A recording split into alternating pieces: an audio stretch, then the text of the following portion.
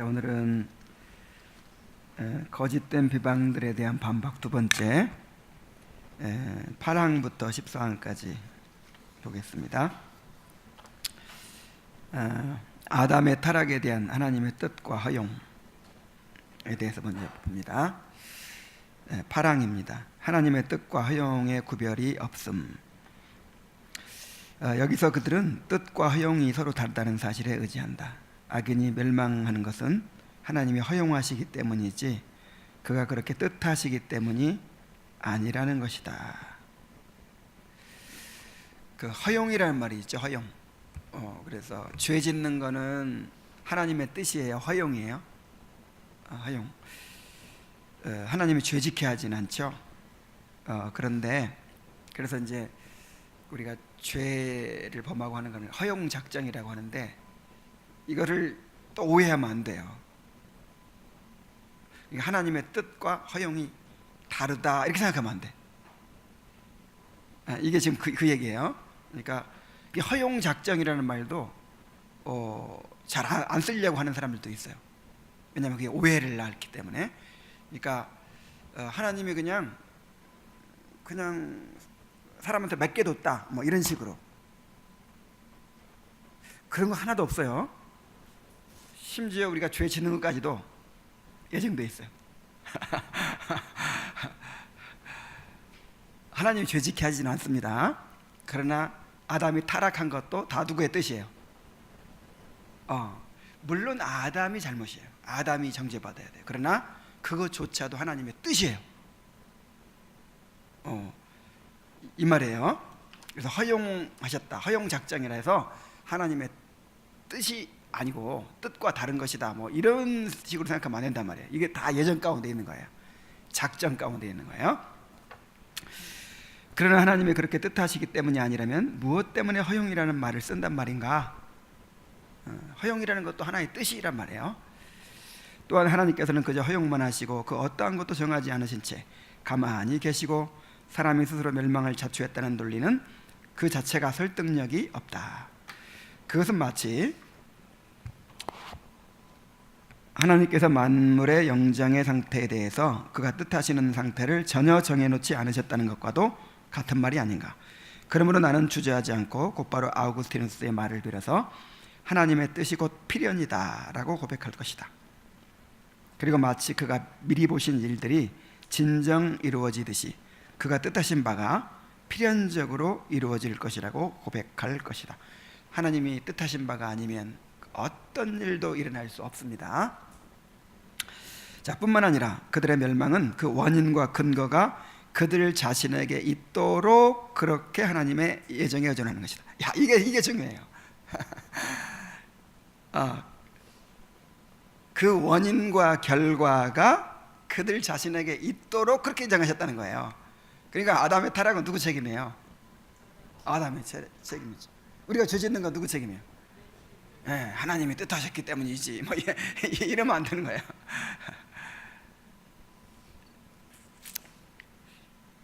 첫사람 아담이 타락한 것은 주께서 그것이 적절하다고 판단하셨기 때문이었다. 그러나 어째서 그렇게 판단하셨는지는 우리로서는 알 길이 없다. 그러나 분명한 것은 그런 판단으로 말미암아 그의 이름의 영광이 정당하게 드러나는 것을 친히 보셨기 때문에 하나님께서는 그렇게 판단하셨다는 사실이다. 하나님의 영광이 거론되는 것을 들으면 그의 공의로우심을 생각해야 한다. 찬양받을 가치가 있는 것은 무엇이든 의로운 것이기 때문이다. 그러므로 사람은 하나님의 섭리가 정하는 대로 타락하지만 그러나 그는 자기 자신의 과실로 말미암아 타락하는 것이다.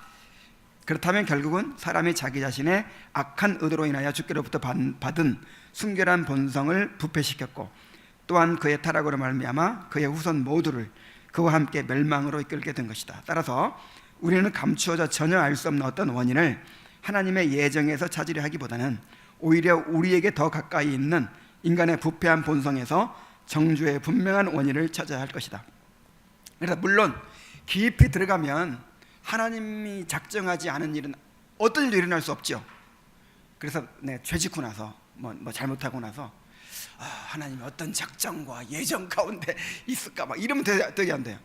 그거는 감춰져 있으니까 우선 뭘 생각해야 돼요? 아, 내가 이렇게 악하구나, 내가 하나님 앞에서 이렇게 죄를 지었구나, 그걸 회개할 생각을 해야지. 이게 다 하나님의 뜻이고 작전 가운데 있었고 뭐 합력하여 선을 이루시고 막 이래면 안 된단 말이에요. 자, 9항 멸망의 상태에 빠진 원인은 사람 자신에게 있음. 어쩌면 내가 아직 이러한 사악한 구실을 침묵하게 만들 만한 증거를 제시하지 못했다고 말하는 사람들이 있을 수 있을 것이다. 그러니까 천하의 칼빈도 입 딱 다물게 하지 못하죠. 지금까지 설명 들어보니까 의문이 하나도 남김없이 다 해결이 됩니까? 어찌 뭐예요? 하나님이 하시는 일을 어찌 뭐 감히 네가 뉘기에 허물하느냐, 뭐 이런 식의 대답이지. 하나님이 예정하셨지만 우리에게 원인이 있도록 예정하셨기 때문에 죄진 건 우리 잘못이고, 그러나 그 모든 건 또 하나님 예정하셨고, 다 이런 식의 설명이죠. 그러니까 이게 수긍이 되겠어요, 안 되겠어요? 하나님을 믿는 사람은 수긍이 되지만 이 토론하려고 덤벼드는 사람들, 이런 사람들한테 수긍이 돼야 안 돼요? 안 돼요. 절대 안 돼.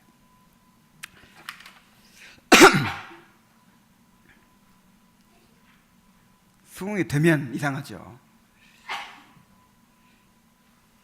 그래서 나는 불경한 자들의 아무리 증거를 제시해도 그들이 투덜거리고 수군대는 것은 막을 수 없다고 본다. 아니, 칼빈도 못 막았어요.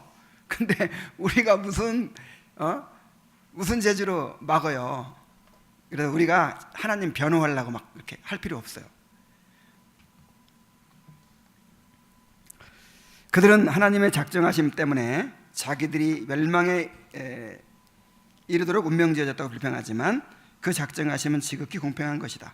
물론 우리로서는 알 수 없지만 그럼에도 불구하고 그 공평함이 매우 분명한 것이다. 이렇게 볼 때 우리는 그들에게서 나타나는 악한 것들은 모두 하나님의 지극히 의로우신 판단에 의하여 그들에게 부여된 것이다. 우리는 하나님을 믿어요. 하나님은 어떤 하나님이에요?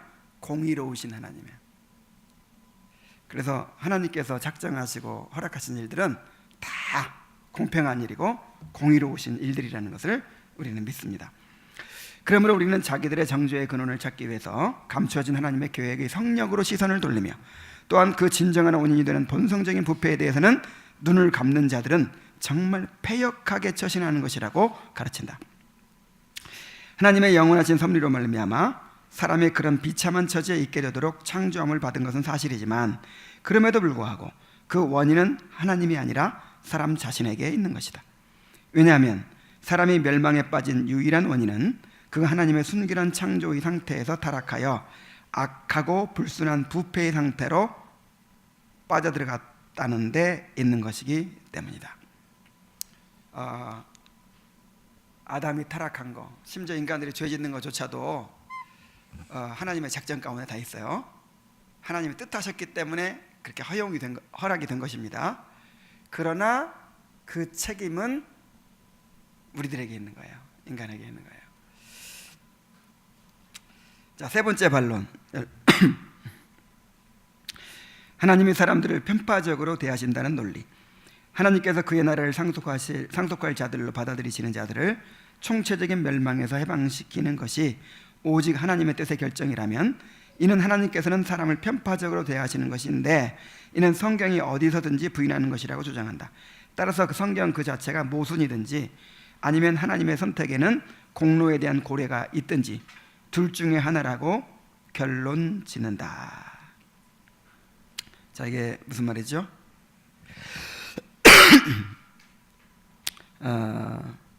하나님 마음대로 어떤 사람은 구원하기로, 어떤 사람은 멸망시키기로 결정하셨다면 이거는 하나님이 편파적이든지 아니면 편파적이 안 되려면 어떻게 해야 돼요? 그 사람들의 공로를 참작하시든지 이 둘 중 하나여야 된다, 이 말이죠. 근데 편파적일 수 없기 때문에 이제 아무래도 사람들의 공로에 따라서 택하시는 것이 된다고 이렇게 주장하죠, 사람들은. 첫째로, 성경은 하나님께서 사람들을 향하여 편파적이시라는 것을 부인하지만 이는 그들이 판단하는 것과는 다른 의미이다. 성경에서 하나님이 사람을 편파적으로 대하지 않으신다고 할 때는 사람들을 외적인 조건에 따라서 편파적으로 대우하시지 않는다는 것이다. 그래서 사람을 외모로 취하지 않는다 뭐 이럴 때 공로를 얘기하는 게 아니라 그 사람들의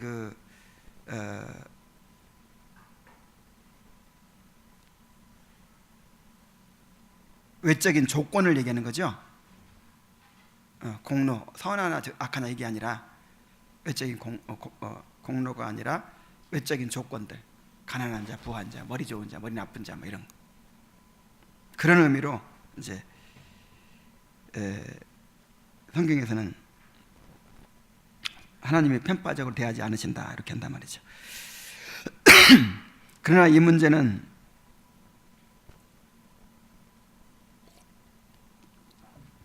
더욱 충분히 만족스럽게 설명할 수가 있다.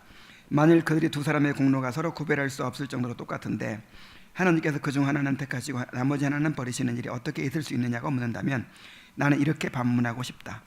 하나님께서 그를 돌아보시게 할 만한 것이 과연 그 택하심을 받은 자에게 있다고 생각하느냐? 만일 그럴 만한 것이 아무것도 없다는 것을 그들이 인정한다면 그렇게 할 수밖에 없겠지만 하나님께서 사람을 고려하지 않으시고 다만 그에게 선을 행하실 이유를 자기의 선하심에서 찾으신다고 할 수 있을 것이다. 그러므로 하나님이 어떤 사람을 택하시고 어떤 사람을 버리신다는 사실은 사람을 고려하기 때문이 아니라 오직 하나님의 긍휼하심 때문이다. 자꾸만 어떤 사람이 더 선하고 공로가 있기 때문에 선택받고 어떤 사람은 그렇지 않게 선택받고 자꾸 이렇게 나가려고 하는데 만약에 그렇게 하나님이 그렇게 하려고 해도 우리에게서 선한 것을 찾을 수가 있어요, 없어요? 우리 생각에 더 선하고 덜 선하고 이렇지 하나님 모실 때는 다 똑같이 지옥 가야 될 죄인이라니까요. 똑같이 뭐 하나 참작할 만한 선이 없단 말이에요. 그래서 선택의 그 원인이 그 사람들 자신에게 있지 않고 누구에게 있어요? 하나님 자신에게 있어요. 하나님의 긍휼 때문에 선택하는 것이지 절대로 우리 자신에게 있는 것이 아니다.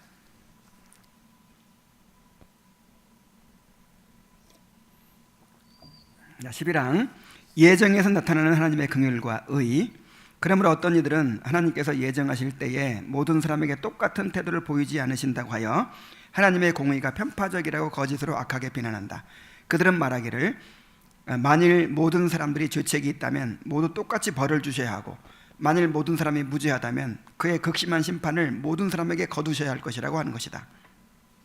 그들은 결국 하나님에게서 긍휼을 보이실 능력을 빼앗으려 하는 것이거나 아니면 최소한 그가 그의 심판을 완전히 처리하신다는 조건을 걸고 그에게 능력을 허용하려고 하는 것이 아니면 무엇이겠는가? 아니 하나님이 모든 사람이 다 지옥 가게 돼 있어요. 지금 누구 잘못으로? 본인들의 잘못으로. 그래서 그중 얼마를 이제 구원하기로 선택하셨어요. 근데 그것 때문에 불평이야. 아예 그냥 다 지옥 보내버렸으면 공평하시다 그랬을지 몰라요. 하나님 참 공평하시다. 근데 하나님이 자비를 베푸셔서 지옥 가야 될 사람들 얼마를 구원하셨단 말이에요. 이것에 대해서 왜 불만이야?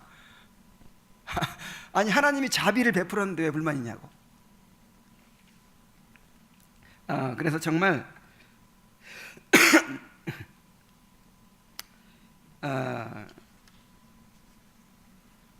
하나님의 주권, 하나님의 긍휼을 보이실 의지, 능력을 감히 빼앗으려고 하는 거나 마찬가지라 이 말이죠.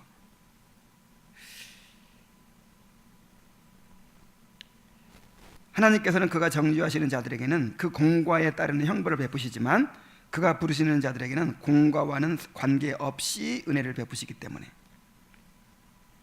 마치 돈을 빌려준 사람이, 그러니까 우리가 벌 받는 건 율법에 따라 벌 받죠. 그러나 우리가 이제 구원받는 것은 은혜로 구원받는 것이죠. 마치 돈을 빌려준 사람이 자기의 뜻대로 한 사람에게는 빚을 탕감해주고 다른 사람에게는 그대로 받아낼 권리가 있는 것처럼 그런 아무런 비난도 받을 이유가 없는 것이다.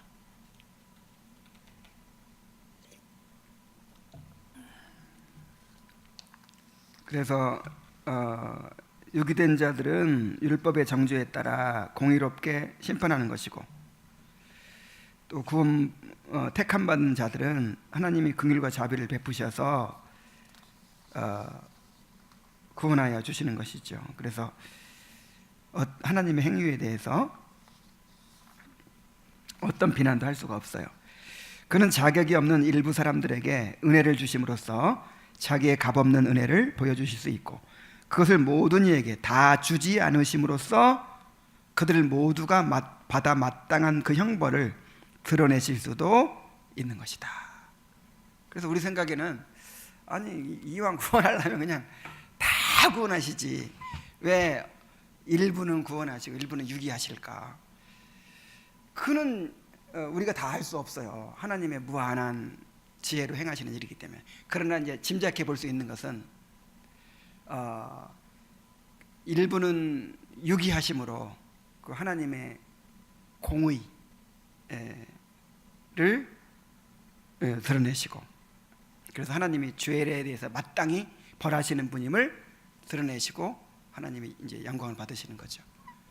그리고 이 긍휼의 그릇으로 택함 받은 사람들을 통해서는 하나님의 긍휼과 자비, 그 무한한 사랑을 또 나타내심으로써 하나님이 어떤 분이시는 것을 드러내시고 영광 받으시는 것이죠.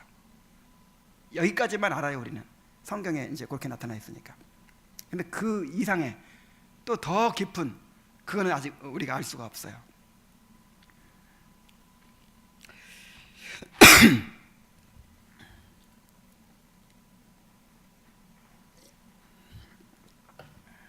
자, 마지막 달러 봅시다. 예정의 교리는 해가 되는 것이 아니라 오히려 유익이 되는 것임. 자, 네 번째 반론. 선택의 교리가 올바른 삶을 향한 열심을 무너뜨린다는 논리. 자, 이거는 지금 알메니안주의자들, 감리교인들이 엄청 공격하는 논리예요. 만일 예정이 확정되면 선을 행하고자 하는 열심과 신중한 자세가 완전히 무너진다는 반대 논리를 제기한다. 하나님의 예정이 사람의 노력으로 취소되거나 나아지는 것이 아니므로 자기가 어떻게 행동하든 전혀 상관이 없다는 생각이 들지 않을 사람이 어디 있겠느냐는 것이다. 그렇죠? 나는 택함 받았어요. 이제 택함 받은 거 알았어요. 그 순간 야, 나는 이제 어떻게 살아도 천국 간다. 그리고 마음대로 살 수 있지 않겠냐 이 말이죠. 전도도 할 필요 없죠. 왜냐면 하나님이 예정하셨으면 다 구원하실 거니까. 누구 어려운 사람 도와줄 필요도 없어요. 예정하셨습니다. 될 거니까. 이런 식이 되지 않겠냐 이 말이죠. 이게 이제 알미니안주의자들이 이 칼빈의 예정론을 공격하는 논리예요. 근데 실제로 그렇지 않았거든요. 이 칼빈주의의 가장 철저했던 청교도들 보세요. 얼마나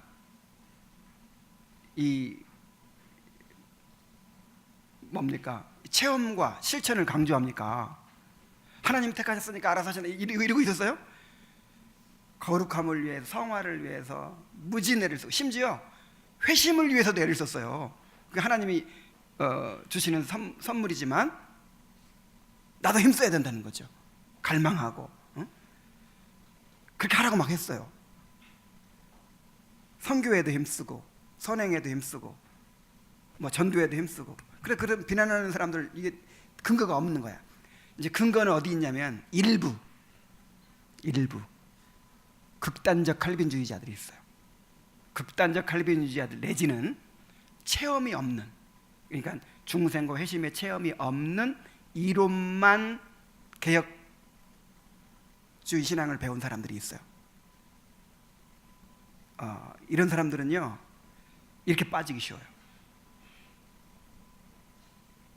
근데 이론으로 배우는 것이 아니라 지식으로 배우는 것이 실제로 중생과 회심의 체험을 하게 되면 하나님께서 우리 안에 소원을 두고 행하시죠. 영의 생각으로 살아가게 되죠. 마음의 정서가 새롭게 되죠. 우리가 지금 그거 배우고 있잖아요. 그래서 이렇게 살 수가 있어요, 없어요? 이 비난하는 것처럼 이렇게 살 수가 없죠. 예정론을 철저하게 믿으면서도 또 성경에 우리 보고 행하라고 하는 내용들이 너무 많아요. 두렵고 떨림으로 이 구원을 이루라고 하고, 그리고 명령만 있는 게 아니라 우리 안에서 소원을 두고 행하게 하신단 말이에요. 그래서 정말 중생하고 회심한 사람들은 예정론을 투철하게 믿지만 예정도 했으니까 아무것도 할 필요 없다 이런 사람은 아무도 없어요. 오히려 하나님의 예정이 있기 때문에 더 확신 있게 할 수 있어요. 예를 들어서 내가 볼 때 이 사람은 도저히 믿을 것 같지 않아요. 그럼 포기하기 쉽죠. 근데 예정론 믿는 사람들은요, 하나님이 예정하셨으면 그 사람 막 깨뜨려서라도, 바울 그 사람은 그냥 바위에다 깨뜨려서라도 어떻게 해서라도 그 사람 구원받게 할 수 있어. 이런 오히려 적극적인 생각을 갖게 돼요. 안 그래요? 그래서 가능성이 없어 보여도 우리는 뭘 믿기 때문에, 예정을 믿기 때문에 오히려 더 적극적으로 하는 거예요. 적극적으로. 자, 무슨 얘기인지 아시겠죠? 그래서 이 사람들의 이 비난은 이 근거 없는 비난이에요. 그래서 이 웨슬레가 이 칼빈주의를 막 공격하고 막 사탄의 교리라 그러고 막 이럴 때 어떤 사람들을 보고 그랬냐면, 그 극단적 칼빈주의자들, 이제 막 그래서 부패하고 그냥 도덕적으로 부패하고 아무렇게나 살고 막 이런 사람들이 있었어요, 실제로. 이제 그런 사람들 일부를 보고 칼빈주의가 이런 결과를 낳는다, 예정론 이런 결과를 낳는다, 이렇게 비난한 것이죠. 정말 칼빈주의에 충실했던 사람들, 예정론에 충실했던, 철두철미하게 믿었던 사람들, 청교도들 의 삶은 전혀 그렇지 않았죠. 자, 그들의 논지가 사실 무근인 것은 아니다. 왜냐하면 몹쓸 모독적인 언행으로 예정의 교리를 더럽히며 그것을 구실로 모든 권고와 책망을 회피하는 돼지 같은 자들이 많이 있기 때문이다. 자, 이런 돼지 같은 자들이 실제로 있기 때문에 이런 비난을 받는단 말이에요. 이 기독교 강요는 이런 욕이 많습니다. 이 개 같은 자들, 이 돼지 같은 자들, 이래요. 그러나 성경은 우리로 하여금 불경한 경솔함으로 하나님의 그 깨달을 수 없는 비밀한 것들을 찾아 나서도록 담대한 마음을 일으키고자 하는 의도로 예정에 대해서 말하는 것이 아니다. 오히려 그 의도는 우리로 하여금 겸손하고 낮아져서 하나님의 심판에 대하여 떨며 그의 긍휼하심에 대하여 존귀히 높이기를 배우게 하고자 하는 것이다. 바울은 우리가 택하심을 받은 목적이 바로 거룩하고 흠이 없는 삶을 살도록 하고자 하는데 있다고 가르치고 있다. 만일 선택의 목표가 거룩한 삶에 있다면 우리는 선택을 그냥 아무것도 하지 않고 가만히 있는 구실로 삼는 것이 아니라 오히려 그 목표를 향하여 우리 마음에 열심이 생겨나고 마음이 그리로 가다듬어져야 마땅한 것이다. 자, 우리를 왜 택했다 그랬어요? 거룩하고 흠이 없게 하시려고 택했다 그랬죠? 이거 여러분 알아요? 확실히 알죠? 그러면 하나님 나를 거룩하고 흠이 없게 하려고 택했어. 그러면 하나님은 어떻게 해서든지 나는 그 방향으로 데리고 갈 거예요. 그죠? 그게 예정돼 있어. 이미 내 갈 길이 예정돼 있어. 그러면 그 거룩하고 흠이 없는 삶을 향해 가야 내 인생이 편하겠어요? 아니면 반대로 가야 인생이 편하겠어요? 가시채를 뒷발질하기가 내게 고역이니라. 어차피 하나님이 그리 끌고 가게 돼 있다니까. 그러면 알아서 열심히 글로 가야 편해요, 인생이. 맞습니까? 예정했으니까 하나님 어떻게 하든지 천국 가게 하실 거야. 그러면서 막 살아봐요. 결국 한 대 맞을 거 10대 맞고 다리 몽댕이 부러져 가면서 결국 그 방향으로 간다니까. 그 방향으로. 그래서 인간적으로 생각해도 그래, 거룩하고 흠이 없게 하시려고 그리스도 형상을 본받게 하시려고 택한 것이 너무 확실하기 때문에 목표가 딱 정해져 있기 때문에 그 방향으로 가는 게 좋아요. 뿐만 아니라 우리 안에 성령께서 그 방향으로 가도록 계속해서 역사하고 계십니다. 그래서 그렇게 안 갈 수가 없게 돼 있어요. 근데 그렇게 안 간다 그러면 진짜 거듭났는지 의심스러운 거죠.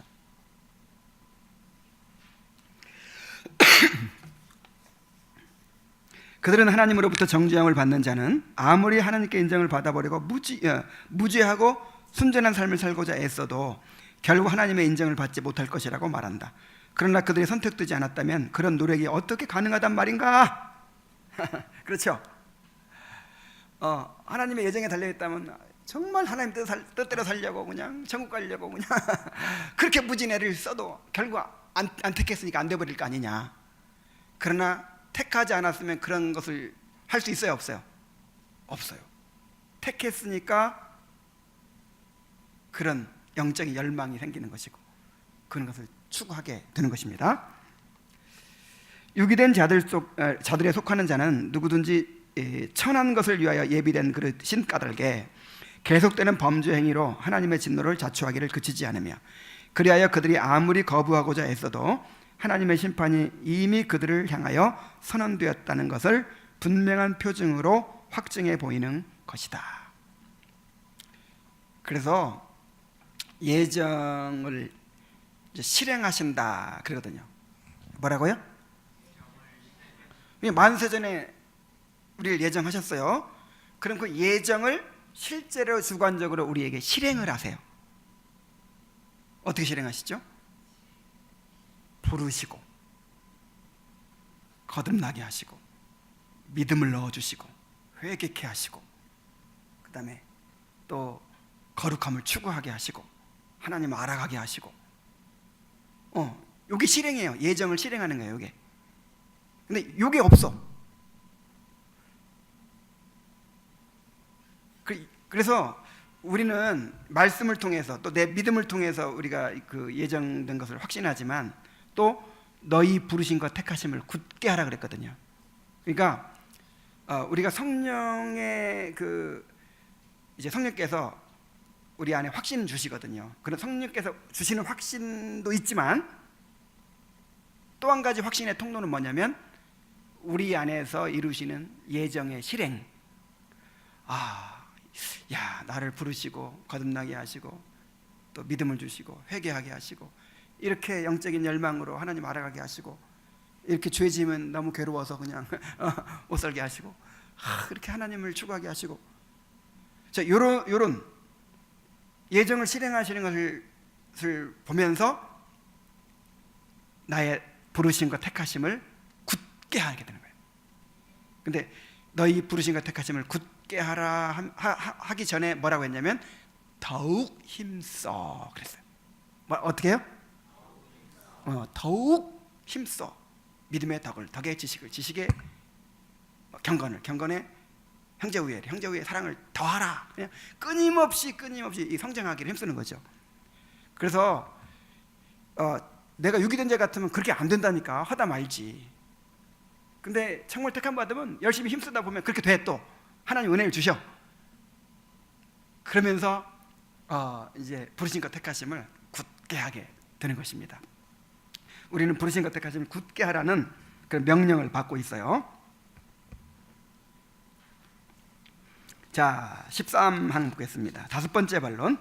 선택의 교리가 모든 공고들을 무의미하게 하게 만든다는 논리. 또 다른 사람들은 이 교리가 마치 경건한 삶을 위한 모든 권면들을 전혀 소용없게 만드는 것처럼 악의로 발음치하게 오도하고 있다.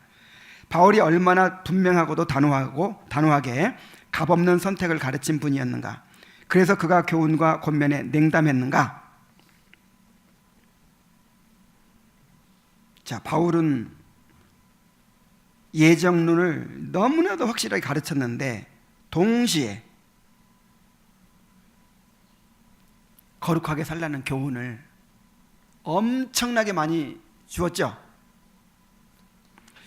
그리스도께서는 자신을 믿으라고 우리에게 명령하신다. 그러나 내 아버지께서 오게 하여 주지 아니하시면 누구든지 내게 올 수 없다는 말씀은 거짓도 아니며 그의 명령에 상반되는 것도 아니다. 그러므로 전도를 통해서 사람들을 믿음으로 인도하고 그들을 인내 가운데서 굳건히 지켜서 계속 유익을 얻게 해야 할 것이다. 그러나 그렇다고 해서 예정에 대한 지식이 방해를 받아서는 안 될 것이다. 순종하는 자들로 하여금 자기들의 그런 순종의 노력에 대해 스스로 자랑하지 않고 주 안에서 영광을 돌리게 되어야 하는 것이다. 자, 이게 무슨 얘기냐면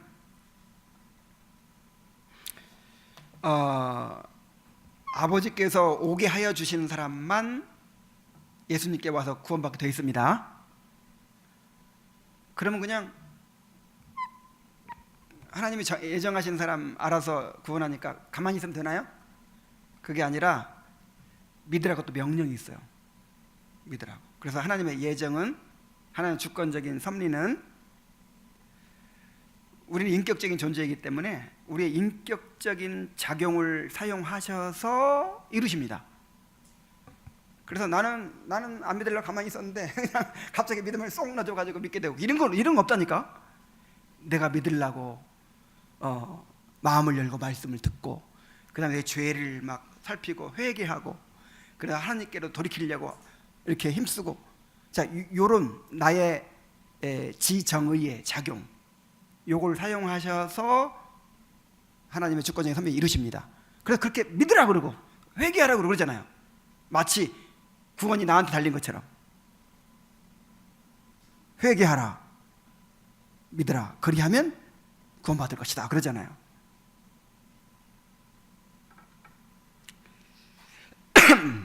그래서 이제 양극단에 빠지지 말아야 된다는 것이지, 마치 모든 게 우리에게 달린 것처럼 생각해서도 안 되고, 그렇다고 하나님께 달렸다고 하면서 그냥 아니라는 상태로 있어서도 안 되고, 하나님께 달렸다고 믿지만 그러나 나보고 하라고 하니까 해야 돼요. 그 과정을 통해서 예정이 실행되는 것이죠. 그리스도께서 귀 있는 자는 들으라고 말씀하신 데에는 그만한 이유가 있다. 감추어진 것을 깨달을 수 없다고 해서 분명하게 드러난 것까지 부인해야 하겠는가. 진실을 뒤로 제쳐두어야 하는 이유와 진실을 말해야 할 필연성은 서로 별개의 것이다. 진실을 뒤로 제쳐두는 이유는 깨닫는 자들에게 더 깊은 배움을 주려 하다가 깨닫지 못하는 자들의 사정을 더욱 악화시키는 일이 있어서는 안 되기 때문이다. 진리가 그것을 받아들이지 못하는 자에게는 그것에 대한 논의 때문에 더 악화되고, 또한 그것을 받아들이는 자는 그것에 대한 논의를 하지 않는 것 때문에 더 악화되는 그런 성질을 갖고 있다면 과연 우리는 어떻게 해야 하겠는가? 그냥 침묵을 지킴으로써 아무도 진리를 받아들이지 못하게 하고, 또한 진리를 받아들일 수 있는 자들의 사정을 더욱 악화시키기보다는 진리를 정당하게 논의함으로써 그것을 받아들일 수 있는 자는 받아들이도록 해야 되지 않겠는가? 자, 이게 무슨 얘기예요? 내가 지난번에도 그랬죠. 정말 정말 믿음을 가지려고 그렇게 이렇게 막 열정이 막 느껴지는 그런 좋은 자매를 누가 하나 소개해줘가지고 우리 교회 왔어요. 그리고 그냥 말씀을 얼마나 첫날 예배부터 그냥 잘 받아들이는지, 이 자매 정말 제대로 된 회심자를 하나 만나는구나. 그리고 기대를 막 했어요. 근데 몇 주 후에 김홍만 목사님이 오셔가지고 거듭남에 대해 설교하면서 하나님이 예정하셨다고 하고 유기하셨다고 하고 하니까 그냥 충격받아가지고 그때부터 나 그냥 예수 안 믿는다고 가버렸어요. 기억나요? 괜히 그냥 강사 잘못 초청해가지고 바로 이런 얘기를 하는 거예요. 그래서 이 예정론을 함부로 가르치면 해가 되지 않겠냐. 그래서 예정론은 좀 감춰두는 게 좋지 않겠냐. 이런 논리가 있다는 거예요. 예를 들어서 우리 교회도 서영원 형제 같은 분, 막 교회에 대해서 별로 이렇게 이제 아직 받아들이지 않은 분이 이렇게 새로 나오기도 하고 그러잖아요. 근데 거기도 되고 막 하나님이 만세전에 선택하셨고 유기하셨고 막 이렇게 하면 아이고 그렇지 않아도 그냥 거부감 같은 게 있었는데 그냥 왔다가도 가버리고 뭐 그럼 어떡해요. 그러니까 가능하면 이런 예정론 설교는 하지 않는 게 좋다. 아멘. 이제 그렇게 주장하는 사람들이 있다 이 말이에요. 그런데 이제 칼빈은 뭐라고 하냐면 진리의 속성이 그 택함 받은 자들에게는 이제 뭐라고 그랬죠? 진리가 그것을 받아들이지 못하는 자에게는 그것에 대한 논의 때문에 더 악화되고, 그래서 받아들이지 못하는 자는 그 진리 때문에 더 악화되게 되어 있다는 거예요. 그리고 또한 그것을 받아들이는 자는 그것에 대한 논의를 하지 않는 것 때문에 더 악화되는 그런 성질을 가지고 있다. 그러니까 정말 그 택함 받은 자, 그 복음을 받아들이도록 되어 있는 자는 그거 안 가르치면 오히려 해롭다 이 말이죠. 자, 그럼 어떻게 해야 되겠어요? 그냥 하나님께 맡기고 가르쳐야 돼. 하나님께 맡기고.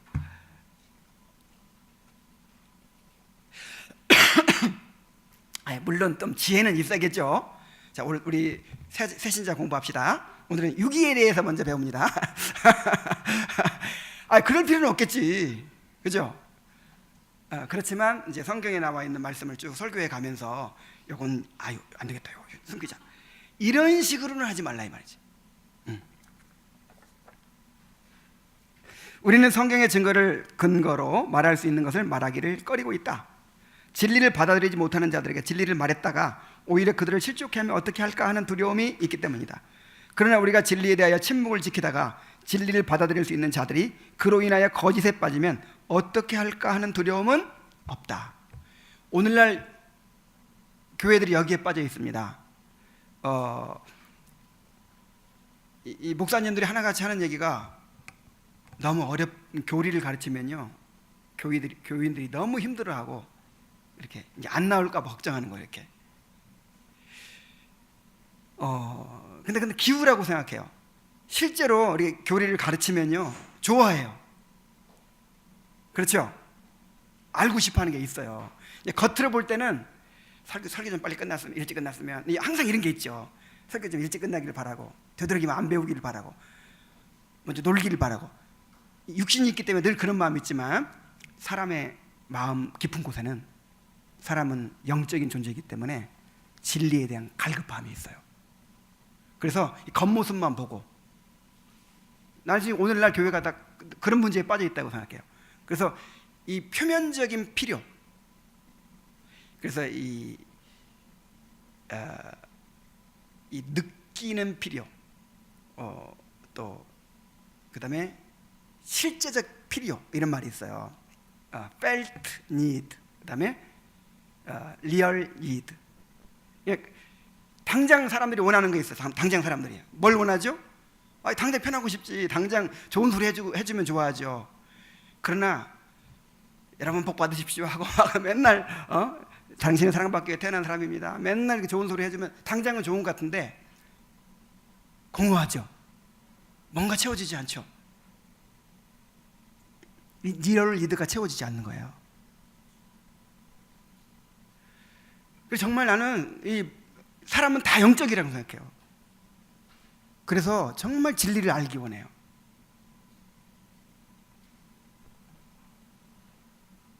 그래서 나는 이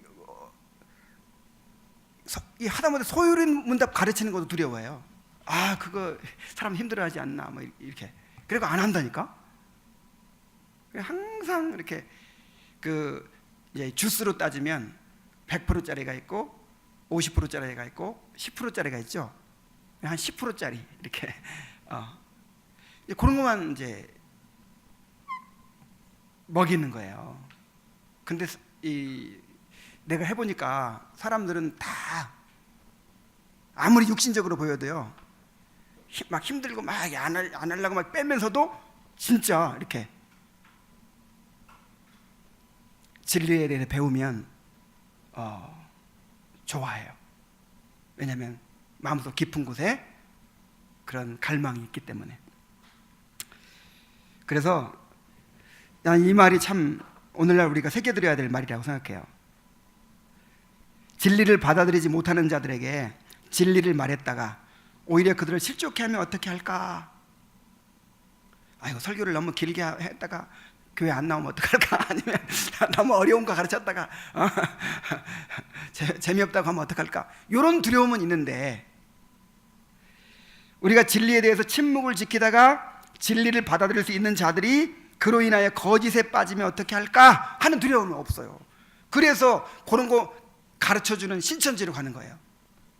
맨날 10%짜리만 마시다가 정말 막 구약 성경으로 신약 성경으로 갔다가 막 이리 맞추고 저리 맞추고 막 하면 그냥 혼이 나가버려. 혼이 나가버려. 이야, 그리고 빠져버린다니까. 여기 빠지는 사람도 있잖아요. 여기. 자, 경건을 전파하며 하나님을 올바로 예배하도록 해야 하는 것과 마찬가지로 예정에 관한 진리도 반드시 전파하여 들을 게 있는 자들로 하여금 하나님의 은혜를 듣고 자기를 자랑하지 않고 오직 하나님을 자랑하게 되어야 하는 것이다.